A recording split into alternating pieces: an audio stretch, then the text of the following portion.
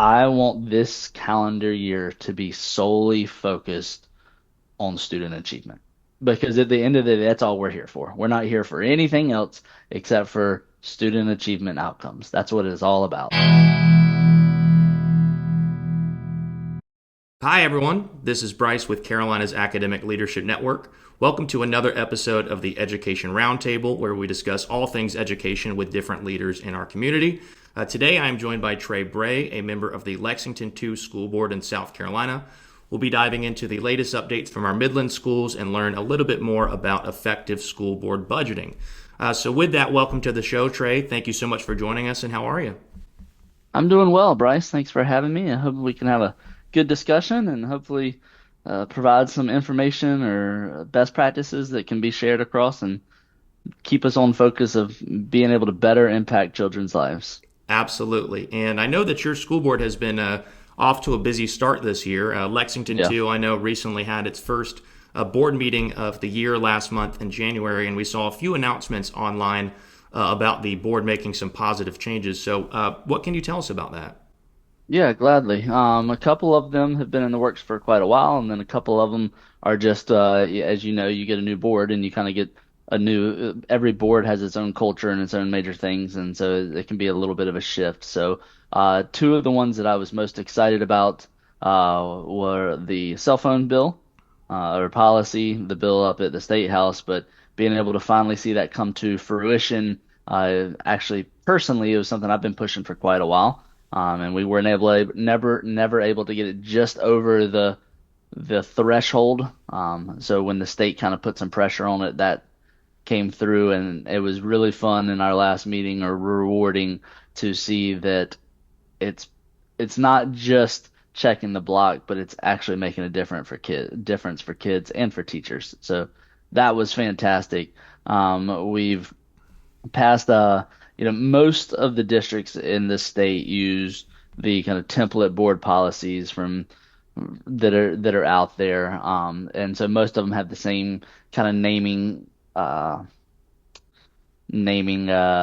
can't think of the word, but where the policies are set in the same A's and B's and C's and D's, and the B's are stuff that are really pertinent to how boards operate.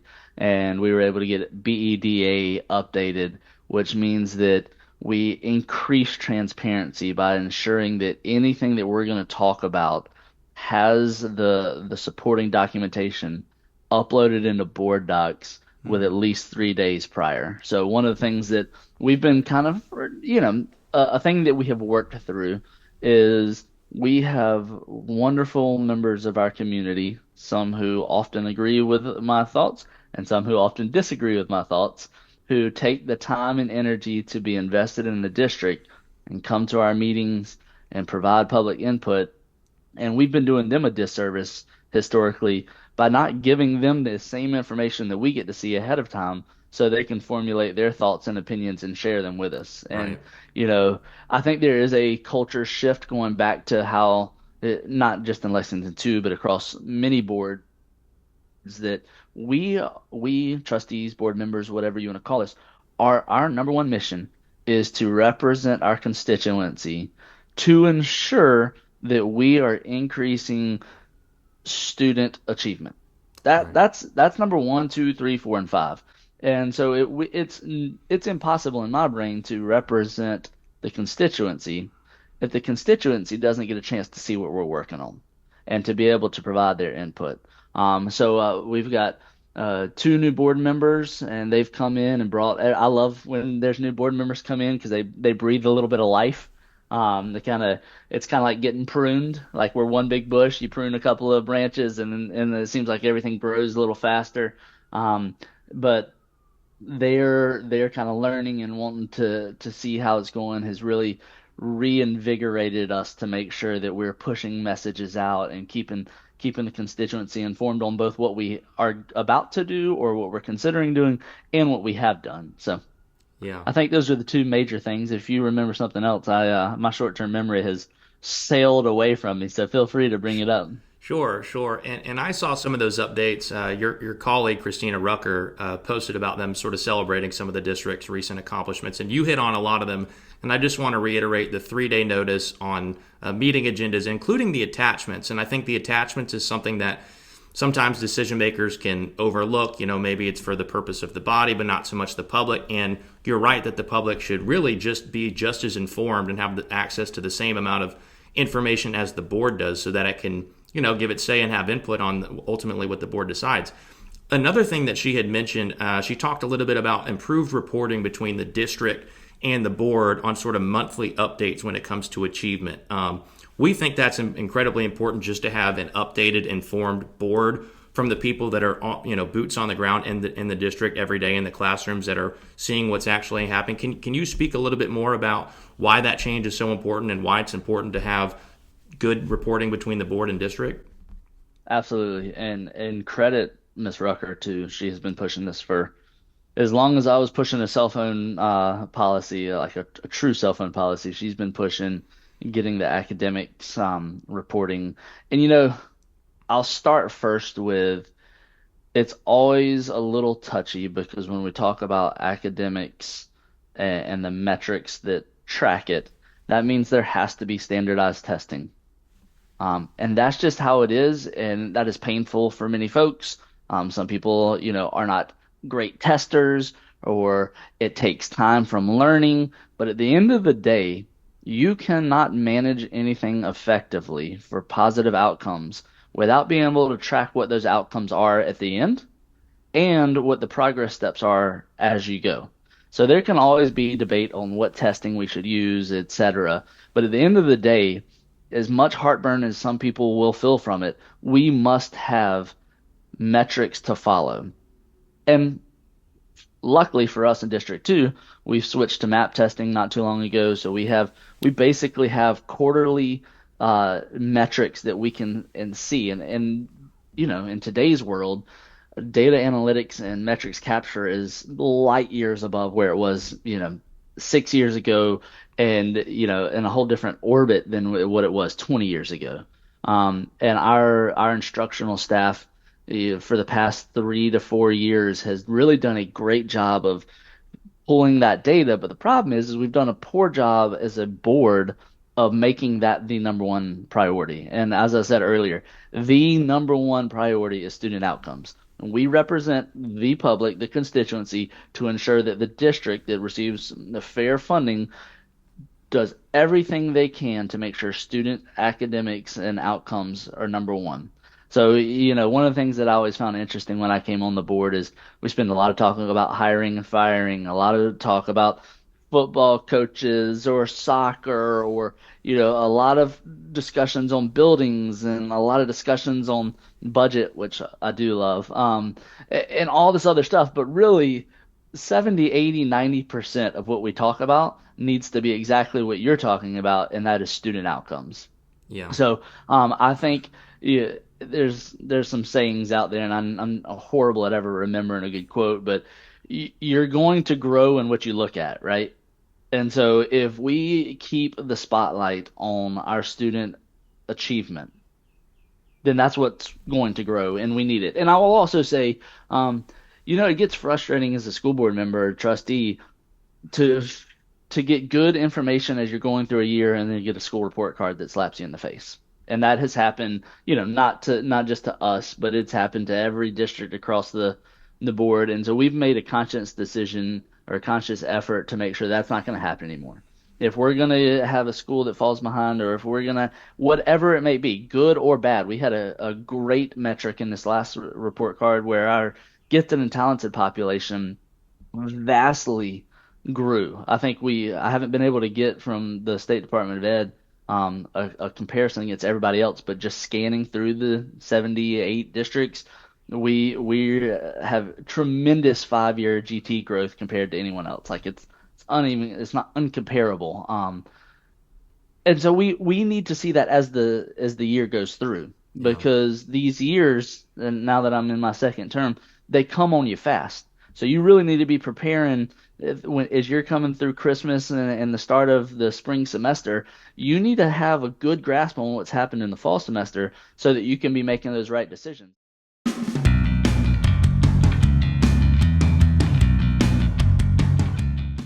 Another thing that I wanted to discuss with you is sort of about the budgeting process, what new members should know. And I remember when we first met, we talked a little bit about your professional background in budgeting. So first, I'm curious, what is your background? What skills do you bring to the table as a school board member when it comes to the budgeting process, and what should people know?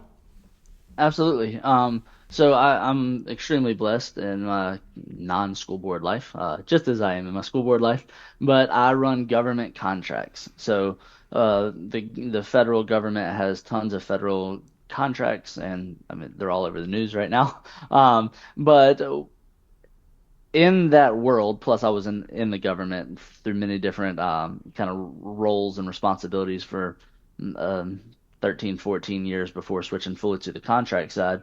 I have a very good grasp of federal budgeting, fiscal law, especially on the federal side, and then how to actually manage a large budget. I've got about, I looked yesterday, I have about 370 employees that work under me in multiple different contracts. So and every one of those has different line items and different chart of accounts and all the world. I also am extremely blessed to have a very intelligent wife who is a CPA and has done internal review. So together, we have always had a lot of passion to making sure that the dollars and cents match up with what the mission is.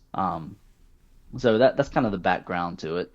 And when I came onto the board, I not necessarily took the seat of, but there was a guy who was retiring, and he was very well versed in kind of municipal budgeting and paid a lot of attention to it. And so I think just naturally it fell to where at least internally felt like, hey, this is kind of my job to make sure that we have the ability to discuss this out loud and have a educated discussion on it. Where do we stand in sort of the timeline right now? This is in Yeah. mid-February. What are some of the key metrics and deadlines? Yeah, great question. So it's always very interesting for school boards because you've got to get a first and second reading of a budget by the end of June so that you can be ready for all school years start their fiscal year on 1 July. So you need to have that. Now, I'm sure there's some districts that do, the state equivalent of a continuing resolution, well, where they say, hey, we haven't agreed upon anything for next year, so we're just going to keep last year's budget until we get that. And I would suggest that that's completely fine. Um, I know people are going to feel uncomfortable hearing that, but when it comes to dollars, just like when it comes to kids, I would rather not feel like I'm backed into a corner and that we just have to agree to a budget if we don't all feel comfortable with it when we already agreed to a budget from the prior year. So, and when you get to the point of a budget, one interesting thing is that the teachers automatically get a step increase, and the teachers are 80% of the total budget. So at the end of the day, the ones who are making the big impact in front of students all day long, when we think of what we learned in school, or how we turned a corner on learning a topic or something. It always comes down to the individual teacher. At the end of the day, it's the teacher in the classroom that Mm-hmm. makes all the difference. Like that is so it's good that the budgets are centered around the thing that makes all the difference, the teacher in the classroom. Um, so the good part is if you ever do feel like you're getting backed into a corner and like, hey, we've got to get this on, you don't have to because those teachers are automatically getting their step increase anyway. So it's there's already a mechanism in place. But the reason I say it's really tough for school boards is at the same time you have to wait until the big chunk of your money, which comes from the state, is approved. And the state budget is always convoluted, and there's a Senate kind of budget, and then there's a House budget, and they start to really agree, and then you think that they're going to go to committee and it's going to work out, Mm-hmm. and then you'll hear in kind of like mid-February that there's a wrench, and so you get a good feeling for what the governor and the Department of Education are really pushing for, and then you're just hoping that the state Senate and the state House both are working together to get there, and so my suggestion, you can see this in our last meeting, but is that you start trying to work your budget early in January and February. And as far as being able to have, as much so as trying to even have a first reading in March. What happens with so many people is we wait until we get full 100% guidance from the state, which is the big pocket of money, and then we're in late May, and we've got to quickly do a first reading in May, a second reading maybe 2 weeks later in June. And so now this big thing, the second most important thing we do, which is levy millage on people, levy taxes on people, gets squished down to a 10, 15, 20-day period. And the average, if we're honest, the average school board member doesn't really understand it. So then the average person just out constituent has no clue what's going on until, 6 months later they get their tax bill in November and they're like, oh my gosh, why did my taxes go up on my Mm-hmm. car or my boat or, the little bit of change that you might have on the operation side for your home. So it I think it's very important going back to like the 3-day BEDA policy we had to be able to get it out there early, the first draft, the first concept, and then to iterate as need be. You can let that last and last and last. That way the public can have input and understand, and teachers can have input, and whomever your stakeholders. Like the great thing, sometimes frustrating, is that a school board has stakeholder, like everybody's a stakeholder in school board local companies. They're a huge stakeholder. We provide them with fantastic, hopefully fantastic employees, and they're working with us to figure out what we can do better. Homeowners, we're educating their kids, and if they don't have kids, we're still building the future of their town by the kids that are in that area. And all of those have to pay with the taxes. Yeah. So everybody's a stakeholder, and I love if we can extend that time out. I think your question also kind of went to what we need to look at. Uh, it really the budgets are not that difficult. You've got three or four kind of revenue sources. You got state, municipal, federal, um, and that's where you get your money. And the only one you can really control, you just have to take the state one, but you get to control the municipal one, the local, the county taxes by your millage, which is how much you tax your populace. Um, and then so the revenue is pretty straightforward. You really just got one variable that you're tweaking. The one that has all the variables is your expenses. Now, a lot of those expenses are set with pay tables and historical movements or contracts that have already been obligated, et cetera. So the teacher pay becomes a really, really big one. Mm-hmm. It's very easy to make a small mistake in year one that just continues to compound multiple years later. So I would highly suggest any school board member really look at their pay tables and what the market is showing. If you're doing we have an instance right now that I've kind of been screaming from the mountaintops and I haven't won, so it's my fault for not explaining it well. But we do not have a large retention issue in for our teachers who've been around 15 to 30 years. We don't lose a lot of them unless their spouse moves or something like that. We're not losing them to a neighboring district or they're quitting the field. Where we lose a ton of great teachers is in the first 5 years. Mm-hmm. We lose more teachers in the first 5 years, twice as many teachers in the first 5 years as year 6 through 30 or 40. Um, so what that tells me in the business world is that I've got two things that I need to worry about. Why can't we retain them? And what do we need to do better to recruit that side?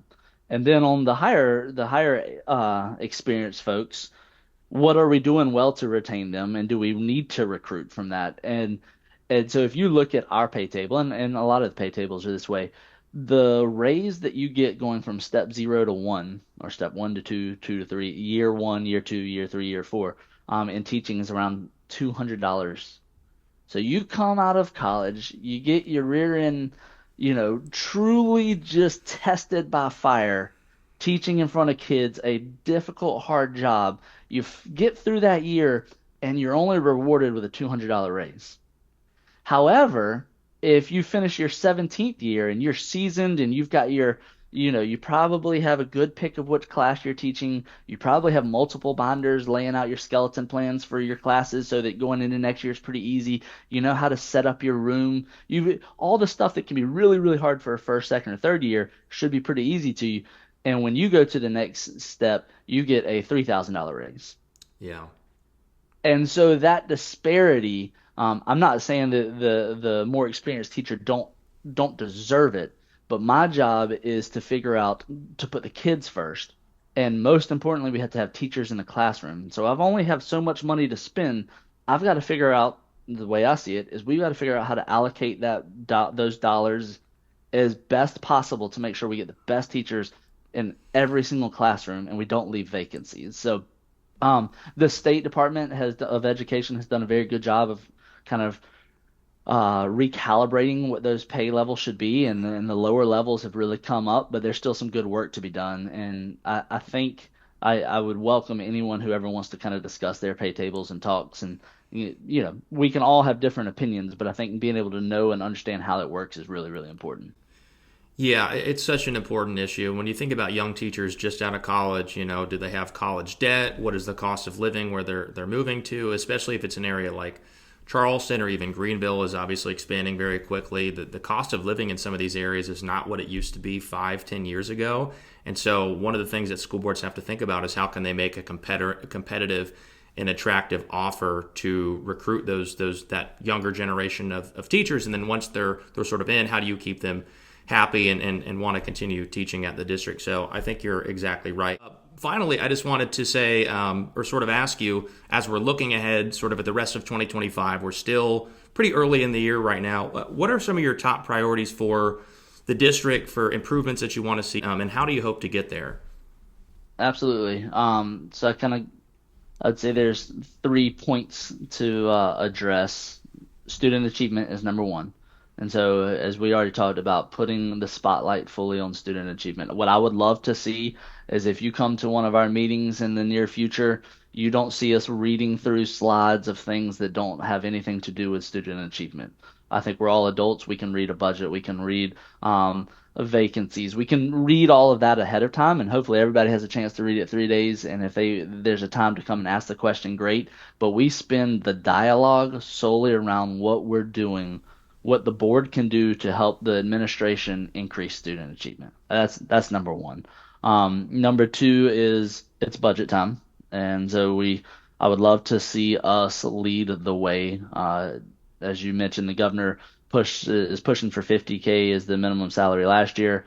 I pushed for our district to start at 52. We got to 50, so we've got some work to do. I think all too often school boards just do same as last year, Sally Mm-hmm. World, like what everybody else is doing. And I'm a big believer, and maybe it's not always the best, but that we, Lexington too, need to do things to differentiate ourselves because at the end of the day, we need to be fighting our hardest we can to make the best achievement for our students in our spot. Just like the state needs to be fighting for South Carolina and the federal needs to be fighting for the country. So you do that through the budget and being differentiating. And by that, if we could start our minimum at 52.5 or 53 or something of that sort, I think that would be fantastic. Every district has different markets and concepts. So it's not like what we do in Lexington 2 is going to make the same scenario or the same play that would happen in Greenwood 50. Um, so I would challenge, we're going to be working on that, and I'd challenge all districts to be working on that. And then back to the B policies, I think there's a lot more that can be done for transparency. And I kind of like to think of transparency as one side of the coin and education being the other. And I think the more that our populace, that our neighbors, that our kids, our teachers understand the big picture, then it makes everybody work harder and better, more efficient, more effective. So part of being able to have that knowledge is that we're not siloing knowledge and we're not holding it to the last second, that we're being as transparent. So I've pushed a few policy changes to how we get stuff on the agenda that hopefully come through soon. I've pushed one that mandates that every meeting is videotaped. I know that the state's trying to do that, and we have done a really good job in our district, but sometimes workshops or special called meetings, we don't stream live and keep, and I think that all needs to be out there. Hmm. It's way too easy. Um, and there's a few other little things like that, but all of that is important. But I cannot stress enough, I want this calendar year to be solely focused on student achievement. Because at the end of the day, that's all we're here for. We're not here for anything else except for student achievement outcomes. That's what it is all about. So I Yeah. hope that we continue to kind of like carry that torch that we've picked up over the last few months in this new board and really run forward to seeing, you know, at the end of the day, are our kids achieving more quicker this year? And if so, great. How can we do even more quicker next year? And if not, that's okay. It's constant improvement process, continual process improvement. And we figure out where we can, make changes, pull levers so that where we didn't improve or we plateaued, we can improve next year. So Yeah. that's the main goal. And I hope I feel really, really confident about the administration's ability to find those levers, twist them, pull them, et cetera, and for the board to keep the focus on that. The way that I see it, and there's a really good book about it by I think AJ Craybill, Yes. better on their behalf. But the idea is the district is going to ultimately focus on what the board does. So I'm really excited for the board to spend 80-90% of their focus on student achievement because then we'll see the teachers feel, hey, student achievement's what matters, and the principals are going to put all their attention to student achievement, and the kids are going to put their time to student achievement, and that's what matters. Yeah. Everything really does trickle down from what the board does, from direction to culture to the overall feeling and optimism about the district. And I'm so encouraged to hear sort of not just the recent work that you've been doing Lexington too, but sort of your vision and how you plan to get there. And based on everything you said, I'm extremely confident that you and your colleagues can do that. And as you know, anything that we can do here at Callan to assist you in that, we are more than happy to do that. So, Well, it is a blessing to have Calum up and running, and as I was talking to you earlier, it's any good resource that board members, trustees can have to be able to do a better job to push and represent their constituency and increase student achievement. And Calum has been an absolute godsend. So I'm glad y'all are around, and I look forward to y'all continue to grow and be a great resource for other boards and board members.